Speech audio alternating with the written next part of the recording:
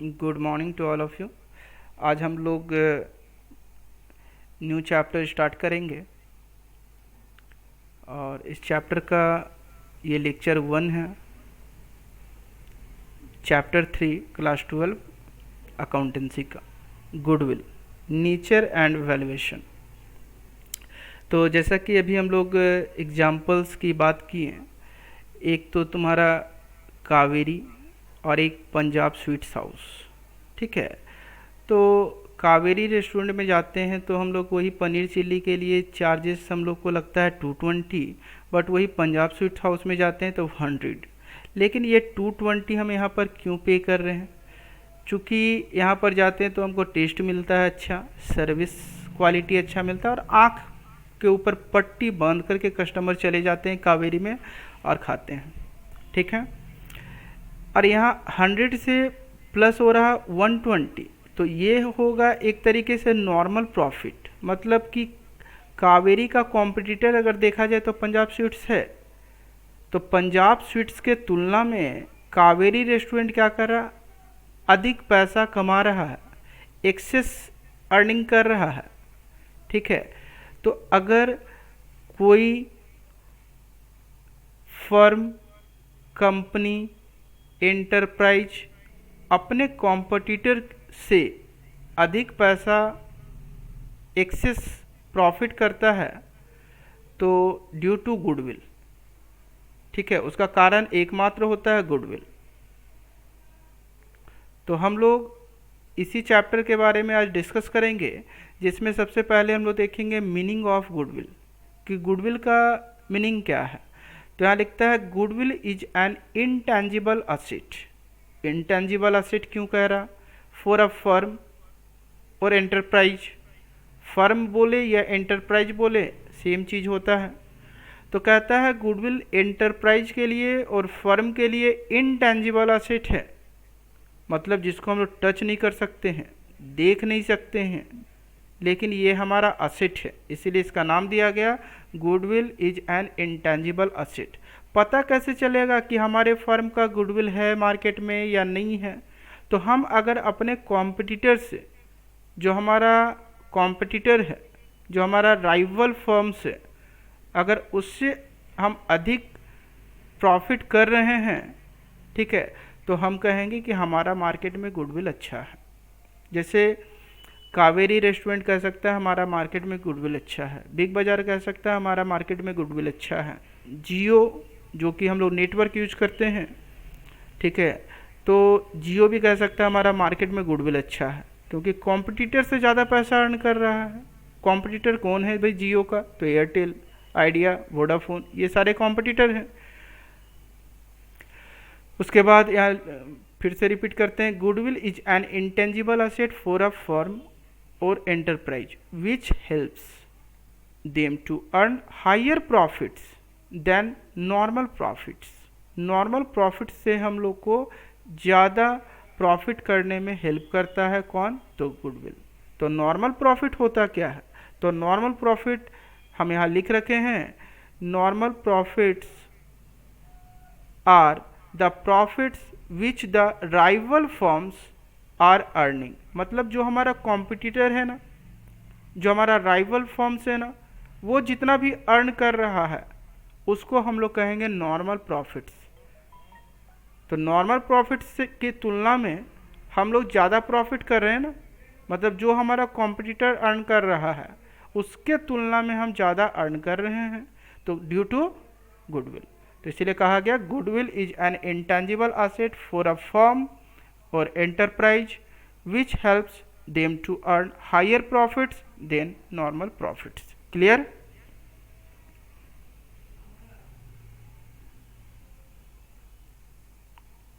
Clear है यहाँ तक? Yes sir. चलो अब देखो एक बार नॉर्मल प्रॉफिट्स हम फिर से रिपीट कर दे रहे हैं। Normal profits are the profits which the rival firms, ठीक है, और competitors are earning if we are earning same amount. मतलब कि हमारा कॉम्पिटिटर जितना पैसा अर्न करता है उतना अगर हम लोग भी अर्न करें, तो इसलिए यहाँ लिखा गया if we are earning same amount as earn by rival firm then firm is not recognizing any separate reputation in market, तब हम ये कहेंगे कि हमारा कोई भी गुडविल मार्केट में नहीं बना है, कोई सेपरेट रेपुटेशन नहीं बना। अगर हम अपने कॉम्पिटिटर से अधिक पैसा कमा रहे हैं तो हम कह सकते हैं कि भाई हमारा कस्टमर के साथ अच्छा कनेक्शन बन गया, हमारा मार्केट में रेपुटेशन अच्छा बन गया। तो अगर हम लोग जो कनेक्शन के कारण और जो रेपुटेशन के कारण पैसा कमाते हैं उसी को तो कहते हैं गुडविल। अब यहाँ पर एक डेफिनेशन हम लिख रखे हैं। डेफिनेशंस क्या है? अकॉर्डिंग टू लॉर्ड लिंडले, यहाँ पर लॉर्ड लिंडले क्या कहते हैं? The term goodwill is generally use to denote benefit arising from connections and reputations. जो कनेक्शंस और रेपुटेशन के कारण हम लोग बेनिफिट मिलता है हम लोग को, उसी को हम लोग गुडविल कह रहे हैं। कनेक्शन किससे बनता है? कस्टमर से। और अच्छा कनेक्शन अगर कस्टमर से हमारा बन गया तो कस्टमर ही हमारा क्या करता है? रेपुटेशन बनाता है मार्केट में। और वही कनेक्शन और रेपुटेशन के माध्यम से हम लोग क्या करते हैं? बेनिफिट मिलता है, उसी को हम लोग कहते हैं गुडविल। ये किन के द्वारा कहा गया?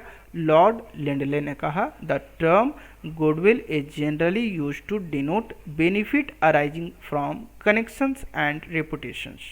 क्लियर? Yes sir. हाँ, अब आगे बढ़ते हैं और देखते हैं इसका नेचर। जैसे हम बात करते हैं कि एक ह्यूमन बीइंग का भी अपना नेचर है, ठीक है? हर वस्तु का एक अपना नेचर होता है, अपना विशेषता होता है। उसी तरह गुडविल का भी कुछ विशेषताएं हैं, कुछ कैरेक्टरिस्टिक्स हैं, फीचर्स हैं, उसके बारे में हम लोग डिस्कस करते हैं। तो पॉइंट नंबर 1 क्या कहता है? Goodwill is an asset. Goodwill को हम संपत्ति मान रहे हैं, असेट मान रहे हैं। क्यों? तो because it brings in customers and helps in earning excess profits. तो गुडविल को असेट क्यों माना जा रहा है? क्योंकि गुडविल ही है जो कस्टमर्स को ला रहा, ठीक है? And helps in earning excess profits, और वो हेल्प करता है एक्सेस प्रॉफिट्स करने में। नॉर्मल प्रॉफिट से हम लोग ज़्यादा कमाते हैं ना, नॉर्मल प्रॉफिट दैट मीन्स जो कॉम्पिटिटर कमाता है उसको हम लोग नॉर्मल प्रॉफिट कहते हैं। तो नॉर्मल प्रॉफिट से मतलब हम अपने कॉम्पिटिटर से ज़्यादा पैसा अर्न करते हैं। तो अर्न क्यों कर रहे हैं, क्यों कर पा रहे हैं?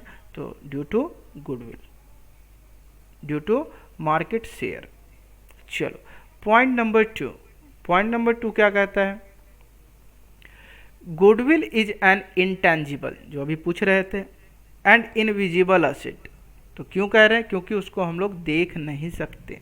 हमको हमारे फर्म में अगर दिखेगा कि हम अपने कॉम्पिटिटर्स की तुलना में अधिक पैसा कमा रहे हैं तो हम कह सकते हैं यस, हमारा मार्केट में गुडविल बन चुका है, हमारा मार्केट में कस्टमर के साथ कनेक्शन बन चुका है अच्छा, ठीक है? तभी कह सकते हैं। देख थोड़े सकते हैं, देख नहीं सकते, उसको महसूस करते हैं हम लोग। क्लियर है? इसीलिए कहा गया गुडविल को इंटेंजिबल असेट।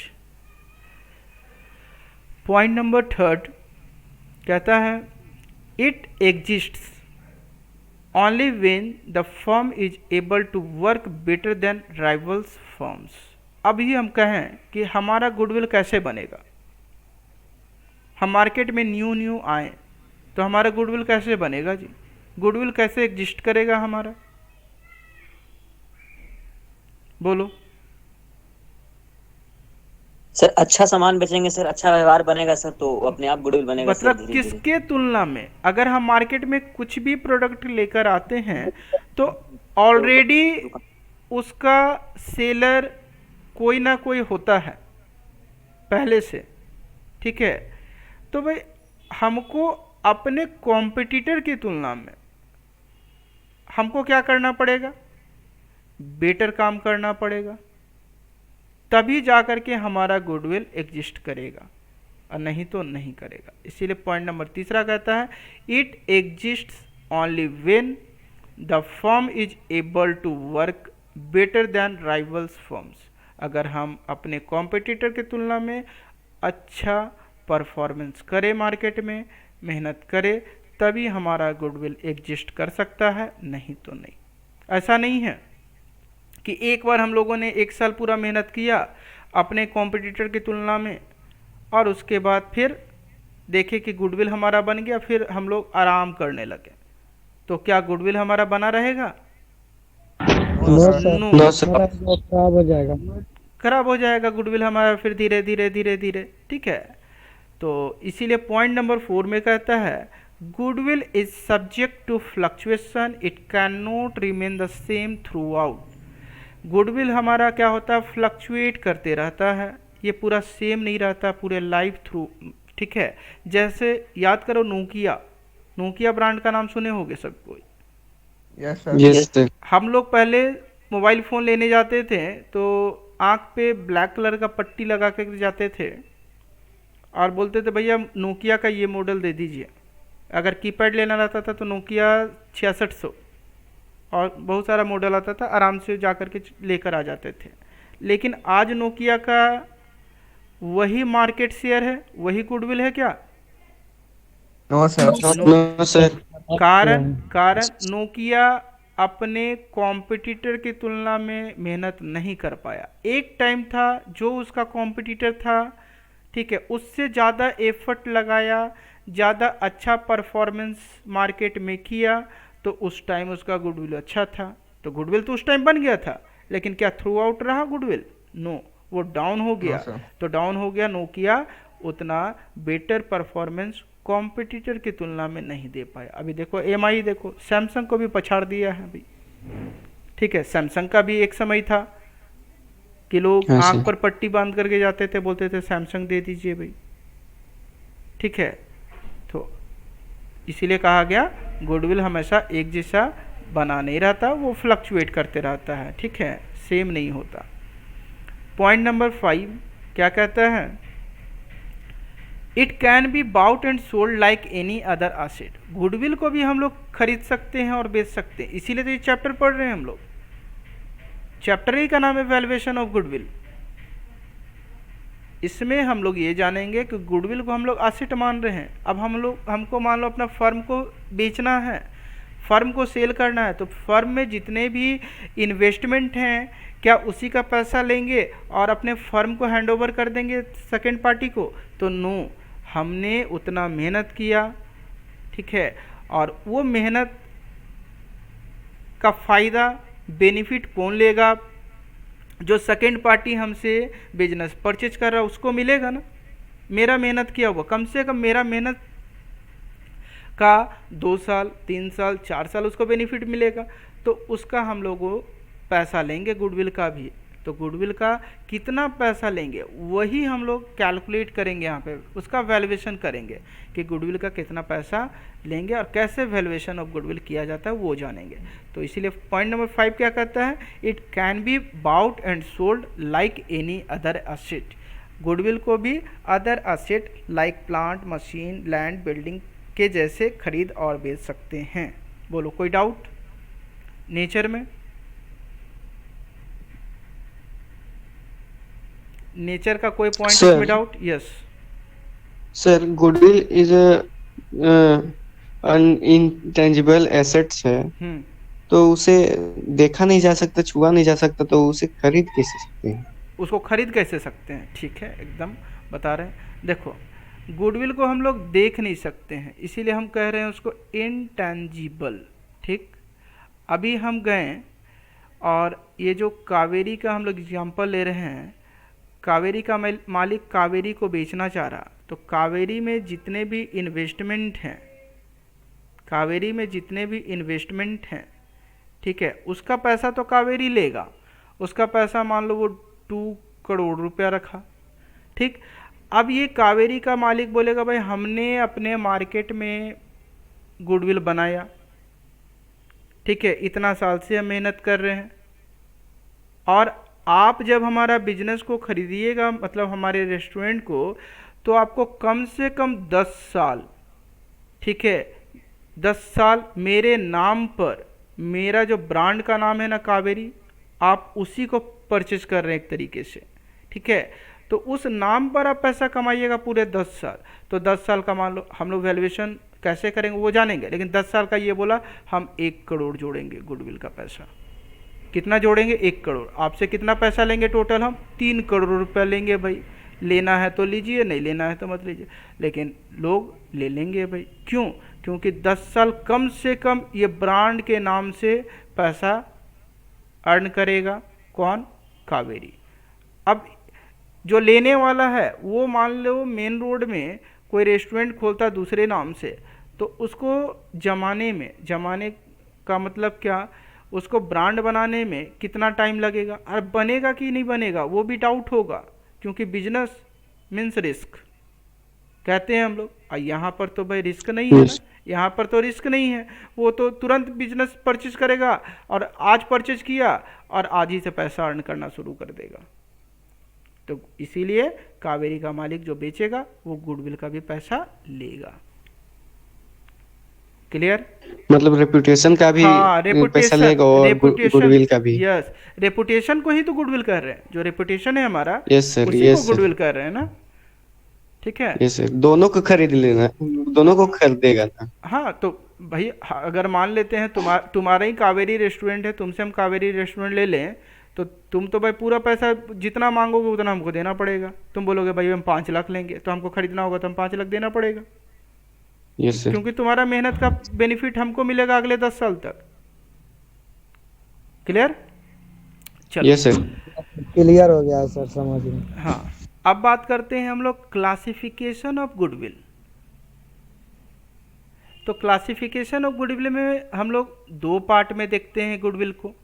पहला परचेज्ड गुडविल और दूसरा सेल्फ जनरेटेड गुडविल या नॉन परचेज्ड गुडविल के नाम से भी जानते हैं।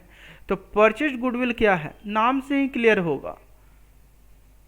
अगर हम लोग गुडविल परचेज कर ले, दैट मीन्स कि गुडविल अराइज कैसे हो, अनदर पार्टी से कोई बिजनेस खरीद ले तभी परचेज गुडविल कहलाएगा। जैसे हम बात किए अभी कावेरी रेस्टोरेंट को बेचने का, और कावेरी रेस्टोरेंट हम खरीद लिए, तो क्या मेरा सेल्फ जनरेटेड गुडविल है वो? नो सर, परचेज गुडविल है वो हम कहेंगे परचेज गुडविल। अगर हम खुद से मेहनत करके गुडविल नहीं बनाए, हम दूसरे का ब्रांड परचेज कर लिए, ठीक है, दूसरे का नाम परचेज कर लिए, तब हम कहते हैं उसको परचेज गुडविल। तो परचेज गुडविल अराइज कैसे होता है, तो यहाँ लिख रखे हैं, arises in case of purchase of business of another party. ठीक है, जैसे मैक्स की बात कर रहे थे, मैक्स को खरीद लें हम, तो हम कहेंगे भाई परचेज गुडविल है हमारा। ठीक है, चलो Yes, तो sir. उसको कहते हैं परचेज। सेल्फ जनरेटेड गुडविल क्या होता है, तो यहाँ लिख रखे हैं, self generated goodwill is the goodwill which is generated by the entity. Entity का मतलब एंटरप्राइजेस, याद रखोगे, firm, by the entity itself over a period of time which arises due to various factors. Various factors की हम लोग बात किए पहले ही हम लोग कि भाई गुडविल कैसे बनता है, तो मेहनत से बनता है। ठीक है, जो ओनर होगा उसको भाई पूरा अपना कस्टमर के साथ कनेक्शन बनाना होगा। ठीक, तो वही कहता है factors which helps the entity to earn more than normal profit. Normal profit का मतलब ये हम बता चुके हैं, जो हमारा कॉम्पिटिटर अर्न कर रहा है उसको नॉर्मल प्रॉफिट कर रहे हैं, तो एक कॉम्पिटिटर की तुलना में अगर अधिक हम अर्न कर रहे हैं तो हम कहेंगे उसको हायर प्रॉफिट। ठीक है, तो self generated goodwill is the goodwill which is generated by the entity itself. Entity क्या करता है, जनरेट उसको इटसेल्फ करता है, खुद की मेहनत से करता है, उसको हम लोग कहेंगे सेल्फ जनरेटेड गुडविल। ठीक है, जैसे जियो, रिलायंस, जियो क्या किया भाई, एक टाइम था रिलायंस का छोटा वाला मोबाइल फ़ोन चलता था, ठीक है, और उसका लोग सिम ज़्यादा यूज करते नहीं थे, लेकिन देखो उसको जियो में के नेम से लेकर आया रिलायंस, और अभी देख रहे हो फुल फ्लेज में काम कर रहा है जियो। ठीक है, मार्केट शेयर भी उसका मान के चलो 70% होगा ऑल ओवर इंडिया में अगर देखा जाए तो, आई थिंक। ठीक है, तो हम कहेंगे उसको सेल्फ जनरेटेड गुडविल कहेंगे। ठीक है,